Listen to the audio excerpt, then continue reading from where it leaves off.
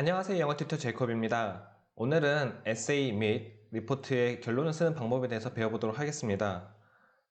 이 강의의 구성은 결론의 역할, 구조, 그리고 문장을 다시 쓰는 방법, 그리고 에세이에 따른 결론의 종류 및 예시에 대해서 배워보도록 하겠습니다.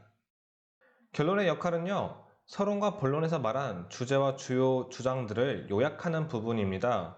그렇기 때문에 절대로 새로운 주제나 주장 혹은 예시를 덧붙이시면 안 되고요. 모든 요약은 서론과 본론의 사이의 관계처럼 주제와 연관해서 짧고 명확하게 요약을 하셔야 됩니다. 그래서 결론을 쓰는 방법 다시 말씀을 드리면은 결론적으로는 에세이 종류에 따라서 결론의 형태는 다를 수가 있고요. 만약 대학생이시라면은 교수님의 지시에 따라서 써주는 게 가장 좋습니다. 하지만 일반적으로는 결론의 첫 문장은 서론에서 말한 주제를 다시 구성해서 적어주셔야 되고요. 이를 paraphrasing이라고 합니다. paraphrasing은 말을 바꾸는 거고요. 이 paraphrasing에서 가장 중요한 점은 실질적인 변화 없이 단어만 교체해서 쓰는 방법은 안 됩니다. 문장을 완벽하게 바꿔주셔야 되고요. 물론 중요한 단어들이라던가 개념은 남겨두셔도 되되 그거를 자신만의 방식으로 써주시는 게 가장 중요합니다. 그래서 결론에서 첫 문장을 쓰고 나면은 그 뒤에는 본문에서 설명한 모든 주요 주장이나 포인트를 요약해서 써주셔야 되고요.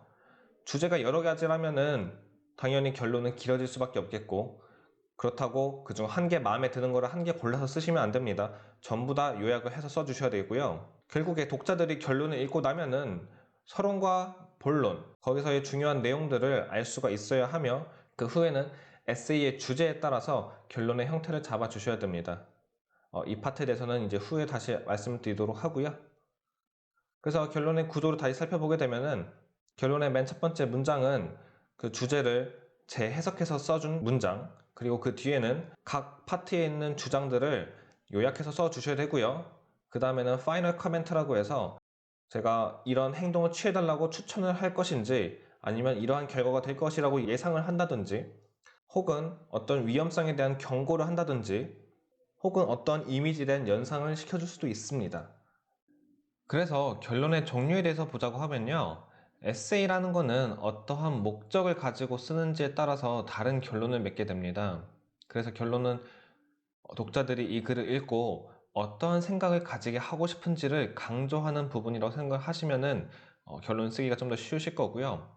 그래서 맨 마지막에 final comment, 즉 결론의 맨 마지막에는 행동의 추천 혹은 경고, 중요성의 강조 혹은 미래에 대한 예상 혹은 어떠한 미래에 대한 이미지에 대한 연상 등을 심어줄 수가 있습니다. 그에 대한 예제를 하나씩 보게 되면요.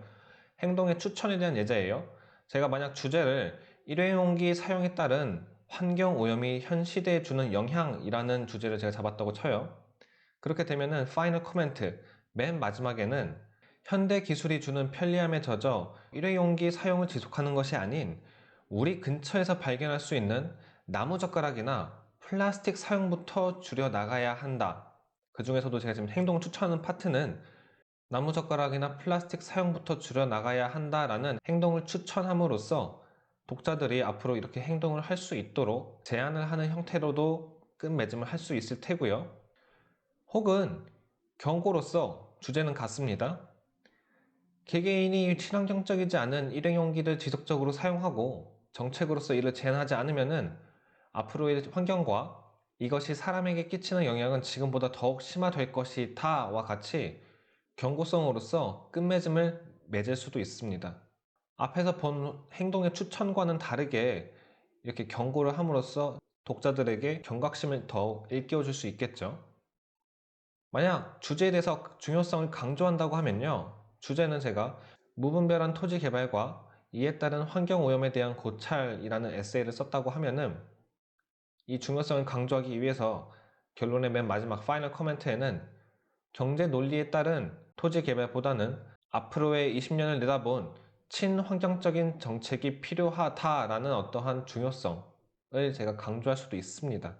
행동을 추천하거나 경고를 한다기보다도 제 의견을 넣어서 토지 개발에 대한 어떠한 정책이 필요하다라는 제 의견을 한 번 더 강조해주는 끝맺음입니다. 또한 같은 주제로 예상을 하는 끝맺음을 맺고 싶다고 하면은 파이널 코멘트에 현재 정책들과 현재까지의 과정을 봤을 때 앞으로의 그린벨트 해체 및 주거 환경을 위한 토지 개발은 더욱 가속화되어 이제 여기서 예상을 하는 거죠. 특히 수도권에서 환경 오염이 심해질 것으로 보인다와 같은 미래에 대한 예상을 함으로써 끝맺음을 맺을 수도 있습니다. 이러한 미래에 대한 예상으로 끝맺음을 하게 되면은 어떠한 주제에 대해서 생각을 넣어서 설명한다기보다는 이러한 토지 개발과 이런 환경 오염이 계속 지속되게 되면은 앞으로는 이러하게 될 것이다 라는 끝맺음으로 맺을 수도 있을 것 같습니다. 마지막으로 미래에 대한 이미지를 연상을 시켜줌으로써 끝맺음을 맺을 수도 있는데요.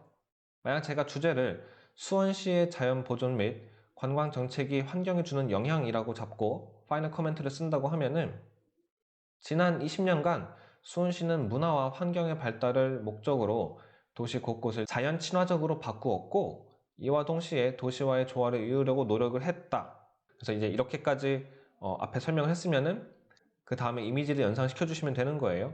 앞으로의 20년은 이를 바탕으로 환경과 도시, 문화가 함께 어우러진 옛것과 새것이 공존하고 나무와 꽃이 가득한 도시가 될 것이다 와 같은 이미지를 이제 독자들에게 심어줄 수도 있습니다.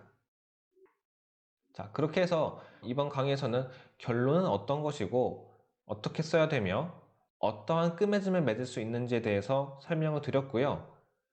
다음 강의에서는 paraphrasing, 문장을 같은 의미를 가지고 있지만 전혀 다른 형식으로 바꾸는 paraphrasing에 대해서 다시 한번 배워보도록 하겠습니다.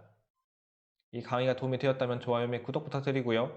많은 분들이 볼 수 있게 지인분들에게도 추천 부탁드립니다. 감사합니다.